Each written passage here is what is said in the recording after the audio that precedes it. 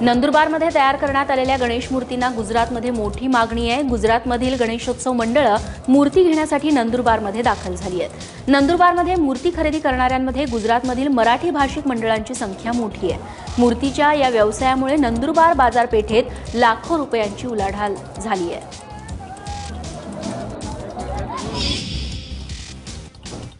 साईबाबांच्या दर्शनासाठी निघालेल्या भक्तांवरती काळानं घाला घातलाय।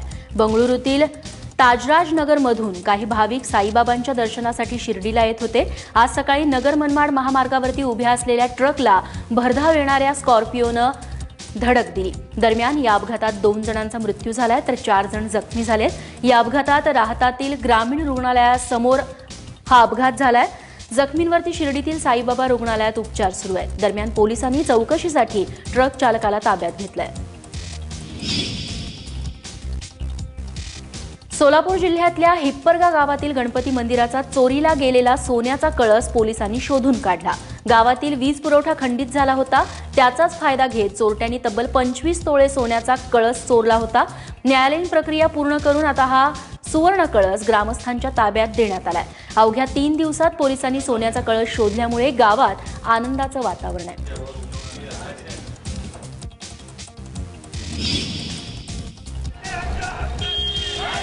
अॅट्रॉसिटी कायद्याच्या तरतुदी आणखी कडक कराव्यात अशी मागणी करत नांदेडमध्ये दलित तरुणांनी मोर्चा काढला। यावेळी मोर्चात सामील झालेल्या तरुणांशी शरद पवार, उद्धव ठाकरे आणि राज ठाकरे यांच्या विरोधात त्यांनी घोषणाबाजी केली। आंदोलनादरम्यान राज ठाकरेंच्या पुतळ्याचं दहनही करण्यात आलं। अखेर नियंत्रित बलाचा वापर करून पोलिसांनी काही आंदोलकांना ताब्यात घेतलं। कल्याणकारी मंडळाच्या स्थापनेसाठी पंढरपूर शहरातील वृत्तपत्र विक्रेत्यांनी आंदोलन केलं। गटाई कामगारांप्रमाणेच पेपर विक्रेत्यांना स्टॉलसाठी जागा मिळावी या मागणीसह हे आंदोलन करण्यात आलं। यावेळी टाळ मृदुंगाच्या गजरात प्रांत अधिकाऱ्यांच्या कार्यालयावरती मोर्चा काढण्यात आला। यावेळी मोठ्या संख्येनं पेपर विक्रेते मोर्चामध्ये सामील झाले होते। अहमदनगरला आंतरजिल्हा बदली शिक्षकांचा वाद आता चांगलाच चिघळलाय। बदलीनंतर नेमणुकीच्या ठिकाणी हजर न झालेल्या 13 शिक्षकांना निलंबित करण्यात आलंय। जिल्हा परिषदेच्या शिक्षण विभागाने ही कारवाई केली आहे। जून-जुलै महिन्यात 13 शिक्षक बदलून आले होते, मात्र शिक्षकांनी नेमणुकीच्या ठिकाणी अंशतः बदलाची मागणी केली होती। बदलीनंतर देखील संबंधित शिक्षक नेमणुकीच्या ठिकाणी हजर झाले नाहीत आणि त्यामुळे गुणवत्तेचा प्रश्न निर्माण झाला होता। वर्ध्यातील हिंगणघाट तालुक्यातील शाळेला आज कुलूप लावण्यात आलं। शाळेत 5 वर्गांना केवळ एकच शिक्षक असल्यानं गावकऱ्यांनी शाळेला कुलूप ठोकलं। याबाबतीत अनेकदा तक्रारीही केल्या गेल्या तरी सुद्धा एकाही शिक्षकाची नियुक्ती झाली नाही। त्यामुळे आता जोपर्यंत शिक्षक नियुक्त करत नाहीत तोपर्यंत शाळा आवारात भरवली जाईल असा पवित्रा गावकऱ्यांनी घेतलाय। नंदुरबारच्या शहादा तालुक्यातील म्हसावद गावामध्ये बिबट्याचा बछडा जखमी अवस्थेत सापडला। म्हसावदा रस्त्यावरील रिद्धी सिद्धी मंदिराजवळ हा बछडा सापडलाय। शेतकऱ्यांनी तात्काळ वन अधिकाऱ्यांशी संपर्क साधून त्याच्यावरती प्राथमिक उपचार सुरू केलेत। बछड्याची मादी रात्री गावात येऊ शकते अशी शक्यता यामुळे वन अधिकाऱ्यांनी वर्तवली आहे। त्यामुळे वन अधिकाऱ्यांनी ज्या ठिकाणी बिबट्या आढळला होता त्या ठिकाणी सध्या कॅमेरे लावलेत। आता या बछड्याला त्याच्या आईपर्यंत पोहोचवण्याचं आव्हान वन अधिकाऱ्यांसमोर आहे। यवतमाळमध्ये वाघाच्या हल्ल्यात एकाचा मृत्यू झालाय। राळेगाव तालुक्यातील खैरगाव मोहदरी जंगलात ही घटना घडली आहे। मारुती नागोसे असं मृत्यू झालेल्या शेतकऱ्याचं नाव आहे। घटनेच्या वेळी मारुती हे पत्नीसह शेतात गेले होते। दरम्यान कामानिमित्त पत्नी लवकर घरी निघून गेली, त्यामुळे ती वाघाच्या हल्ल्यातून बचावली आहे। मात्र वाघानं मारुती यांना सावध केलं। या घटनेमुळे गावात भीतीचं वातावरण पसरलंय।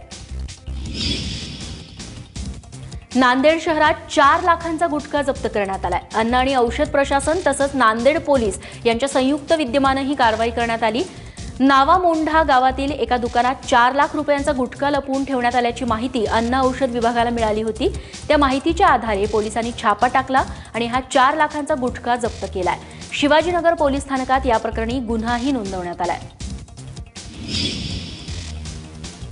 वर्ध्यातील सेवाग्राम रेल्वे स्थानकावरती गांजाची तस्करी करणाऱ्या 3घांना अटक करण्यात आली आहे। आरोपींनी तस्करीसाठी कपड्यांमध्ये गांजा लपवलेला होता। या कारवाईत 15 किलोचा गांजा जप्त करण्यात आलाय।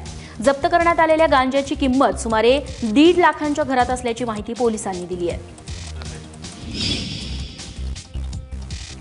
लग्नाचा आमिष दाखवून शारीरिक शोषण करणाऱ्या गडचिरोली पोलिसांनी एकाला अटक केलेली आहे। राकेश ठाकरे असं या आरोपीचं नाव आहे। राकेशनं 17 वर्षीय अल्पवयीन मुलीला लग्नाचा आमिष दाखवून तिच्याशी शारीरिक संबंध ठेवले। ही बाब मुलीच्या आईला कळताच तिनं पोलिसात धाव घेतली। त्यानंतर पोलिसांनी आरोपी राकेशला अटक केली आहे। न्यायालयानं या आरोपीला 5 दिवसांची पोलीस कोठडी सुनावली आहे। सांगली जिल्ह्यातील खालापूर तालुक्यातील वजे गावात पशुवैद्यकीय दवाखान्याचं भूमिपूजन करण्यात आलं।